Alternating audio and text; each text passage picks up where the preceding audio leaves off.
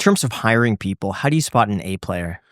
I will say that I have yet to have an A player that I don't know is an A player within the first week or two. So, what are the signs? What are the signs? They meet, so like support, right? They decrease the likelihood of failure. So they are taking things off my plate really quickly. And they're proactive in terms of their decision making and the actions that they take. A lot of it is really just a tremendous amount of activity, high alignment. If you have both those things, you have somebody who's moving a lot of things in the right direction. And ideally, you get a lot of attention back. And so like if my life gets worse when someone starts, that's a bad sign. And if my life doesn't change when they start, that's also not that good of a sign either. Now, of course, there's a little bit of onboarding. You're going to have some of that. That's sure. But like by and large, I want to see some dramatic changes in how my time is getting allocated from bringing somebody in, especially if they're taking things off my plate. But I think that works at all levels. And what's one of the things that you still insist on doing personally, even though you could outsource it? Well, all the books. I write all the books.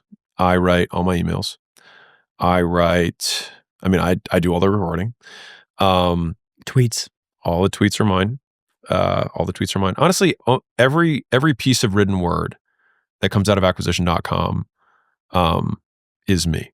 And that is a huge amount of work. And so it's either me because they took it as a transcription from a video that I talked, or I wrote it. There's only one exception to that. But LinkedIn, same thing. Facebook, same thing. It's all tweets are actually we were talking about this earlier, but tweets is my biggest secret weapon for how I create so much content. It's everything. It's the wellspring. So the tweets are my stream of consciousness in real time. And then those tweets become tweet reels. They become shorts. If they're high performing, I'll just say them. Many of those shorts put together become longs. That'll be, business advice or brutally honest, advice I wish I had, things like that. It's just 20, 30 tweets put together with a little bit more anecdote. LinkedIn posts are multiple tweets along the same theme put together. Facebook, same thing. So like TikTok, same thing. Like everything actually, and my emails are high performing tweet concepts that then get repurposed into email. So everything stems from like that one stream of consciousness. And I think like as a creator, you have to find whatever that lowest friction method is for you. I always used to email myself like ideas, quotes, lessons, thoughts. And I used to use that as my method for making podcasts. And then I just had this like realization of like, instead of just like emailing myself, I could just email the world via tweet.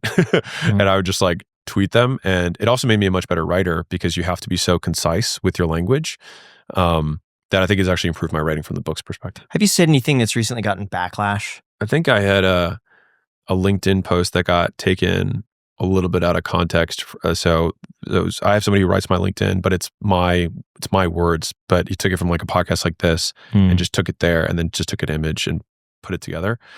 And it was basically like, hey, for 10 years, I didn't like go to football games. I didn't play fantasy. I didn't go out.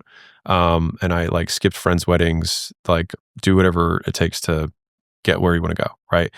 And the amount of people that were like, so two different big backlashes. So backlash one was just like, this guy's hustle porn, like all he wants to do is tell people to sacrifice. And I'll address that in a second. And then the other was like, what kind of life would you like? I would never skip a friend's wedding. Like this guy's priorities are all out of whack or whatever.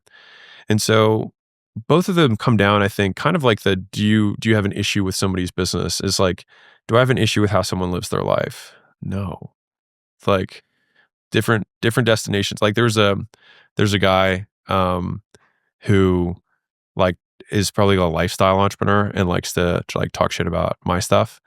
And like I make in like a week what he's makes in a year. And he's a big, whatever. And all I can think of when I say is like, we have different goals, dude. like we have different goals. Like I don't like, of course, like it's like looking at professional bodybuilder, like, and he's like, well, I train twice a day and I weigh all my food and like I get massages and I do stretching and it takes me about 5 or 6 hours a day to do, all the bodybuilding stuff that I do. And then some CrossFitters like, that's ridiculous. I only work out 3 days a week. This guy is trying to give you bodybuilding porn. It's like, bro, he's way bigger than you and he has different goals than you do. And so, it's just this whole idea of like should-itis, of like they shouldn't do that. They should do it my way, which fundamentally just is like, my life is based on my preferences and their life is based on theirs. Duh. And so, if you want to go to your friends' weddings, by all means, go to your friends' weddings. I don't care. You know what I mean? Like, if you want to have a dog, have a dog. Like, I share the things, and like, the one line that I repeat over and again is like, my life is a documentary, not a sermon. I'm not telling people to do things the way I do them. I just share what has worked for me, and if it works for you, great. And if it doesn't, I love you. I love you all the same. Where I see a lot of the backlash is just because it comes off as dogma for everybody. Sure. But if you added the stipulation of like to those that want to build a successful business, Sure. but that's also not necessarily like you don't need to cater to the people that aren't going to listen regardless. You have foot-long disclosures at the end of every one of your posts. It's like, I can't, if I had put all the disclosures in my tweets, I wouldn't have tweets. I would just have disclosures. So it's I think Naval said something about this, but basically it's like, for a post to get reach, it will have to have some sort of level of polarity. And to have a level of polarity, you have to remove context. And so it's basically like, you can have complete context and no one can see it, or you can be willing to stand on one line of gray and say, now, for me, if more people were willing to delay gratification a little longer, because they saw some of my stuff rather than take immediate reward, I can live with that.